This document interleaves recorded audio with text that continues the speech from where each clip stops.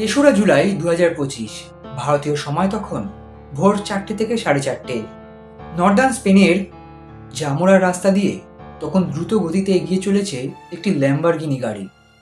যে ল্যাম্বরগিনি গাড়িটি স্প্যানিশ সময় রাত 12:30 অর্থাৎ ওই ভারতীয় সময় 4টে কিংবা 4:30 মাঝামাঝি সেই সময় একটি অন্য গাড়িকে ওভারটেক করতে যাচ্ছিল। সেই সময় ওই ল্যাম্বরগিনি গাড়ির একটি চাকা খুলে চলে যায় এবং তারপর মর্মান্তিক দুর্ঘটনা। যে দুর্ঘটনায় প্রাণ হারিয়েছেন লিভারপুল তথা পর্তুগিজ তারকা ফুটবলার দিয়েগো জোটা।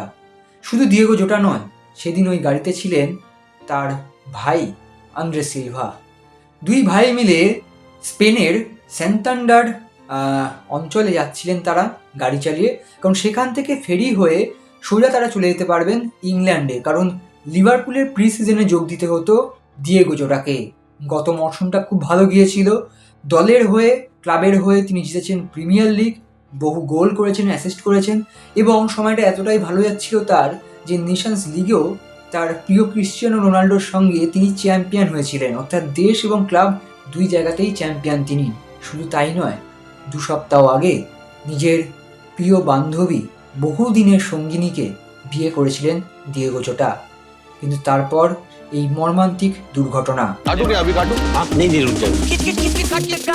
गेम कोई भी हो, पकड़ मजबूत होनी चाहिए। सीमेंट से पकड़ बनाए मजबूत SRMB 550D TMT bar।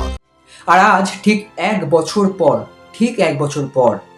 ঠিক ওই ভোর 4:30 ভারতীয় সময়, সেই সময় পর্তুগাল দল ক্রোয়েশিয়ার বিরুদ্ধে 2026 ফিফা বিশ্বকাপের রাউন্ড অফ 32 ম্যাচ খেলতে নামছে এবং সেখানে রয়েছেন ক্রিশ্চিয়ানো রোনাল্ডো, রয়েছেন ব্রুনো ফার্নান্ডেজ, রয়েছেন ভিটিনা থেকে শুরু করে একাধিক পর্তুগিজ তারকা, মহাতারকা, এমনকি কিংবদন্তি ফুটবলাররা।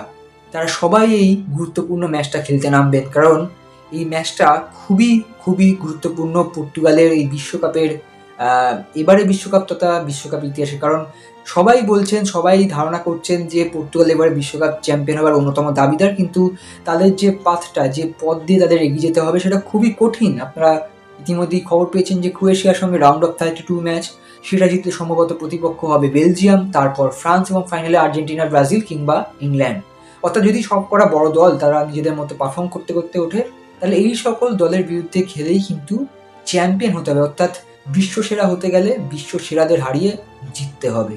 কিন্তু এমন একটা পরিস্থিতিতে গ্রুপ পর্যায়ে যখন ভালো পারফরমেন্স করতে পারেনি পর্তুগাল, তখন এই ক্রোয়েশিয়া ম্যাচটাই কিন্তু ঘুরে দাঁড়ানোর একটা রাস্তা হতে পারে। এবং শুধু যে ঘুরে দাঁড়ানোর একটা ম্যাচ সেটা নয়, যেহেতু 1 বছর আগে আজকের দিনে এই সময়ে দিয়েগো জোটাকে হারিয়েছি আমরা সবাই, তাই কোথাও গিয়ে এই ম্যাচটা আরও একটু এক্সট্রা স্পেশাল বলুন কিংবা এক্সট্রা ইম্পর্টেন্ট বলুন হয়ে উঠেছে রোনাল্ডো ব্রুনোদের জন্য। কারণ তারা প্রত্যেকে জানেন যে এই ম্যাচটা যদি আমরা জিততে পারি, আমরা হয়তো আজকের দিনটায় জোটার জন্য যথাযথ আমাদের সমবেদনা, সম্মান আমরা জ্ঞাপন করতে পারবো, আমরা ভালোবাসাটা জ্ঞাপন করতে পারবো।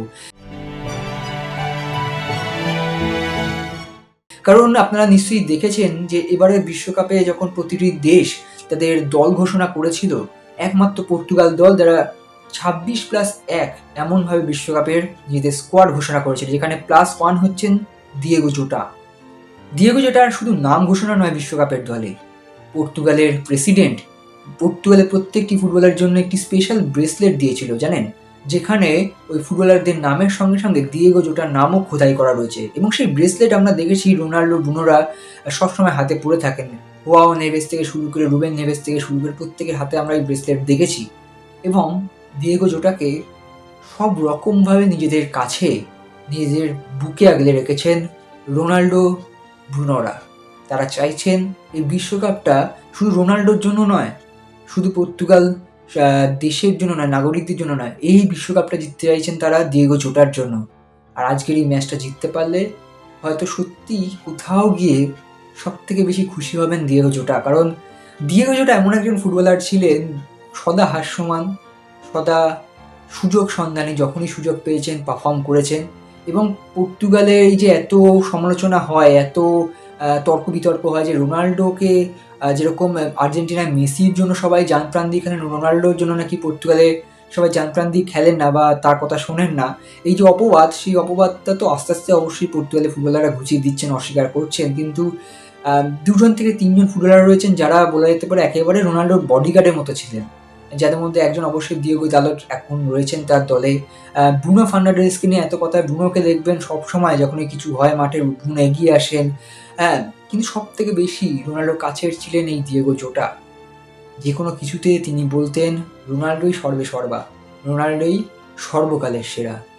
এখন দেখার ক্রিশ্চিয়ানো রোনাল্ডো তিনি কি পারবেন তার ছোট ভাইয়ের কথা মনে রেখে তার প্রয়াণের 1টা বছর সম্পূর্ণ হওয়ার ওই মুহূর্তটাতেই গোল করে হোক বা দলকে জিতিয়ে হোক সেই সম্মানটা ফিরিয়ে দিতে জোটার ফ্যামিলিকে, জোটার পরিবার, তার স্ত্রী, তার সন্তানরা নিশ্চয়ই আজকের ম্যাচটি দেখবেন এবং সবার নজর থাকবে। আপনারা দেখেছেন প্রথম ম্যাচে ডিয়েগো জোটার বাবা মা এসেছিলেন, মাঠে বসে তারা খেলাটা দেখেছিলেন এবং সেই ম্যাচ শুরুর আগে ওইটি যে স্টেডিয়ামে যে স্ক্রিন থাকে সেই স্ক্রিনেও জোটার ছবি দেখানো হয়েছিল এবং আজকে টরন্টো স্টেডিয়ামে সেরকম দৃশ্য হয়তো দেখা যেতে পারে, সবাই তাকে স্মরণ করবেন। কিন্তু আমরা সকলেই আজকে নজর রাখবো পর্তুগালের ম্যাচের দিকে, কারণ ঠিক 1 বছর পর ডিয়েগোর জন্য ম্যাচ খেলতে নামছেন রোনাল্ডো ব্রুনোরা।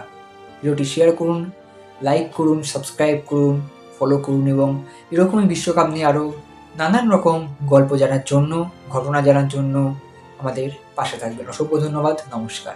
extra time.